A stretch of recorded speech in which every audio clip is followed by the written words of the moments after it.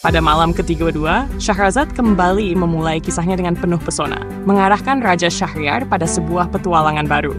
Dengan nada lembut yang memikat, ia berkata, Kisah malam ke-32, Pangeran yang tersesat dan burung ajaib.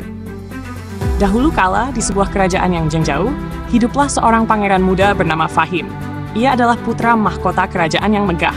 Tetapi meskipun ia memiliki segala kemewahan dan kekuasaan, Fahim merasa hampa. Ia selalu merasa ada sesuatu yang hilang dari hidupnya, seakan ada panggilan dari suatu tempat yang tak ia kenal, tetapi dekat di hatinya. Suatu malam, saat ia merenung di balkon istana, ia melihat cahaya aneh berkilauan di langit. Cahaya itu tidak seperti bintang biasa. Ia berwarna biru keemasan dan berkilat dengan indahnya. Rasa penasaran menariknya untuk mengikuti cahaya itu, dan tanpa ragu, Fahim keluar dari istana tanpa memberitahu siapapun. Cahaya itu menuntunnya ke dalam hutan yang lebat, hingga akhirnya ia tiba di sebuah danau misterius. Di tepi danau, berdiri seekor burung besar dengan bulu berwarna emas yang berkilau di bawah cahaya bulan. Burung itu begitu indah, dan mata Fahim terpukau oleh keanggunannya. Burung tersebut berbicara dengan suara lembut namun penuh kekuatan. Pangeran Fahim, aku tahu apa yang kau cari. Kau mencari arti dari kekosongan yang kau rasakan, dan aku bisa membawamu menuju jawaban itu. Namun, untuk menemukannya, kau harus menghadapi 3 ujian.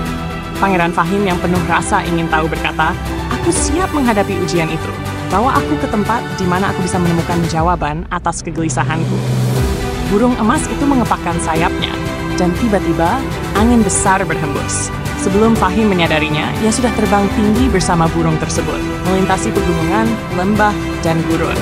Hingga akhirnya, mereka tiba di sebuah lembah yang gelap dan sunyi. Di lembah itu, terdapat sebuah pohon besar dengan akar yang menancap dalam ke tanah, dan cabang-cabangnya melambai-lambai seperti tangan yang memohon belas kasihan. Burung itu berkata, inilah ujian pertamamu, pangeran. Di bawah pohon ini terpendam sebuah kotak kecil. Kau harus menemukannya dan membawanya ke permukaan. Tetapi kau tidak boleh menggunakan kekuatan fisikmu. Hanya dengan kebijaksanaan dan hati yang tenang, kau bisa mengambil kotak tersebut. Fahim melihat tanah yang keras dan akar-akar pohon yang tebal. Ia mencoba menggali dengan tangannya, tetapi tanah itu terlalu keras dan akar-akar itu terlalu kuat untuk dipatahkan. Setelah beberapa waktu, Fahim berhenti dan merenung. Ia kemudian menyadari bahwa kebijaksanaan tidak selalu datang dari kekuatan fisik, melainkan dari kesabaran. Ia duduk tenang di bawah pohon, menunggu dan mengamati.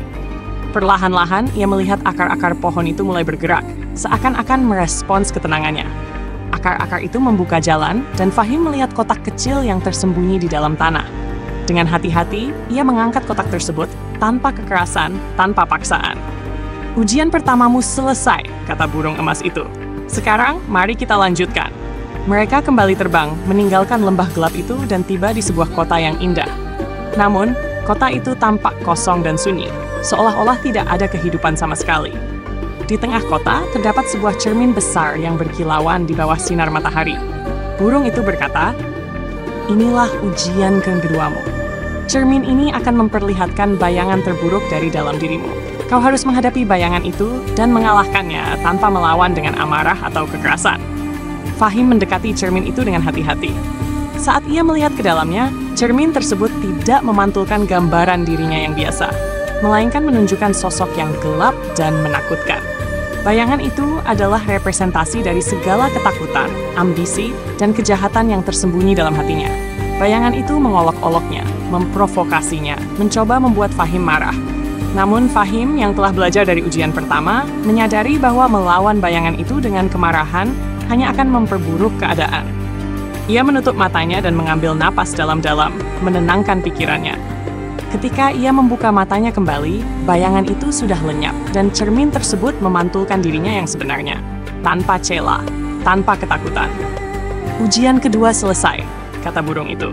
Sekarang kita menuju ujian terakhir. Mereka terbang sekali lagi, kali ini menuju sebuah gunung tinggi yang puncaknya menyentuh awan. Di puncak gunung itu terdapat sebuah gerbang besar yang tertutup rapat. Inilah ujian terakhirmu, kata burung emas. Di balik gerbang ini terdapat jawaban yang kau cari, tetapi untuk membukanya, kau harus mengorbankan sesuatu yang sangat berharga. Fahim merasa bingung. Ia tidak tahu apa yang harus ia korbankan. Ketika ia mendekati gerbang itu, ia menyadari bahwa satu-satunya hal berharga yang ia miliki adalah pedang kebanggaan kerajaan yang diwariskan oleh ayahnya, sang raja. Pedang itu telah melindunginya selama bertahun-tahun dan merupakan simbol kekuasaan keluarganya. Dengan hati yang berat, Fahim mengangkat pedangnya dan meletakkannya di depan gerbang.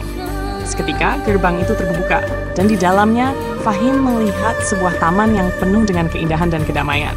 Di tengah taman itu, berdiri seorang wanita tua yang tersenyum padanya. Wanita tua itu berkata, "Jawaban yang kau cari bukanlah kekuatan, kekuasaan, atau harta. Jawaban itu ada dalam hatimu sendiri, dalam pengorbanan dan kebijaksanaan. Kau telah lulus dari ketiga ujian, dan kini kau telah menemukan kedamaian yang kau cari." Pangeran Fahim tersenyum. Ia merasa ringan seakan beban yang selama ini menghantui hidupnya hilang. Ia telah menemukan jawaban yang selama ini ia cari, bahwa kebahagiaan sejati datang dari dalam, bukan dari hal-hal di luar dirinya. Syahrazad mengakhiri kisah malam kedua dengan suara lembut. Raja Syahriar yang mendengarkan dengan penuh perhatian, merenungkan makna dari cerita tersebut. "Syahrazad," katanya, "malam ini kau mengajariku tentang pengorbanan dan kedamaian batin. Aku ingin mendengar lebih banyak kisah darimu." Syahrazad tersenyum dan berkata, "Esok malam Paduka, aku akan membawakan kisah lain yang lebih menakjubkan."